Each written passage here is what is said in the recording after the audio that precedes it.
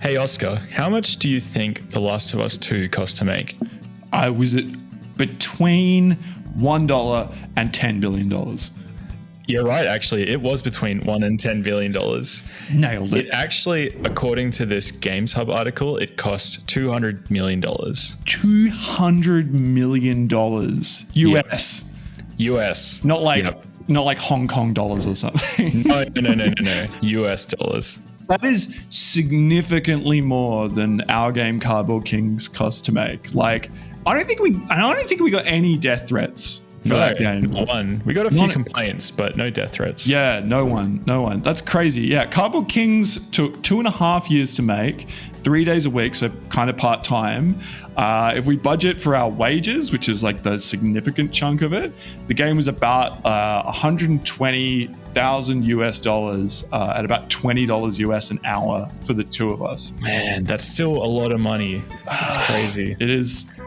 Mate, like saying it out loud just kind of hurts me a little bit. Yeah, it makes you realize how much time goes into these things when you actually add it up. Hey.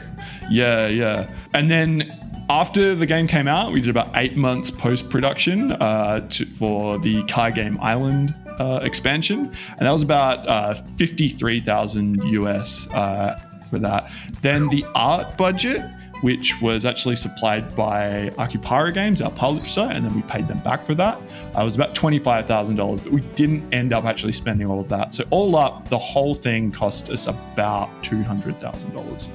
Yeah, right. Wow. It's crazy because we never really sat down and added this stuff up before we started the project, which we probably should have done. Yeah. And we sort of budgeted after the fact, you know? Yeah, exactly. You might even say it was budgeted this morning just before this video. So for comparison, the game I'm currently working on, Plong, which is a little arcade game, that is an 8-month development time, full time. So roughly about the same as Cardboard Kings. And to fund it, I've got a development grant from the West Australian government, which is helping me out. That's sick. Yeah, it's great.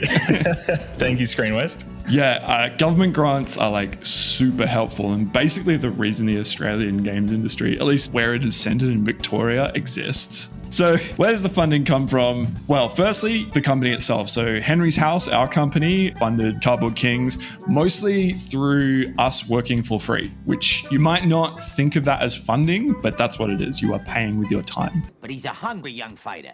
In fact, he's actually fighting for a sandwich. Then you have publishers, so Akipara Games or Devolver or Curve Digital or Raw Fury or something. They'll usually give you like an upfront fee or like they'll give it to you in small installments. And then they'll take like a cut of the game's profits afterwards. There's also development grants from governments like what you just said you got for Plong. Those you don't usually have to pay back and they're just there to sort of support the arts, but also like create employment opportunities and stuff. So we've got the slogan. We've got the ad, we've got the report. 100 billion. 100 billion. We just need an idea. There's things like Kickstarter and Patreon. Those are pretty self-explanatory. I think people understand how those work. There's also outside investors. So you can get people to kind of give you money who aren't necessarily in the games industry. And they just buy like equity in your game product. And then you sort of pay them back later. There's also things like Centrelink. And this sounds like a bit of a joke one, but Centrelink is something that I've used in the past to make games. World's Fastest Pizza. I think I just sat on Centrelink and made the game on that, which was barely enough to live. And you definitely couldn't do it today, but you know, it's out there. This is fucking ridiculous, man. Been waiting 45 minutes just to sort me Centrelink out.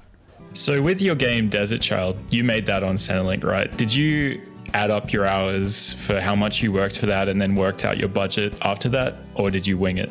No, I pretty much winged it. Did do a small Kickstarter campaign, which after fees and everything ended up being about $12,500. And at the time, I was so broke just being on Centrelink that I was like, oh, this is amazing. I've got 12. Oh, this will never run out. This is the most money I'd ever had in my life, like 12.5 grand, right? And I was just like, this is incredible. I'm going to make this game. Of course, that ran out before the game was finished and it really stressed me out and stuff.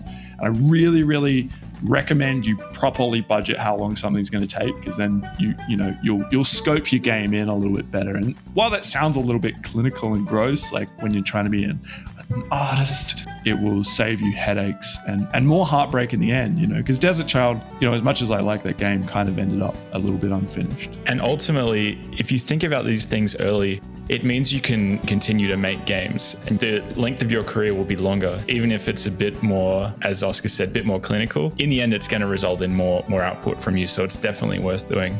So what do you think hearing these numbers? Are you surprised by the difference in budget of Cardboard Kings and a big game like The Last of Us? Yeah. Do you think it would have made more financial sense for us to put more money into our games? Like Cardboard Kings, maybe it would have done better if we had spent more than the minimal amount that we really put into it. Let us know what you think in the comments below, and don't forget to like, comment, and subscribe. Thanks for listening.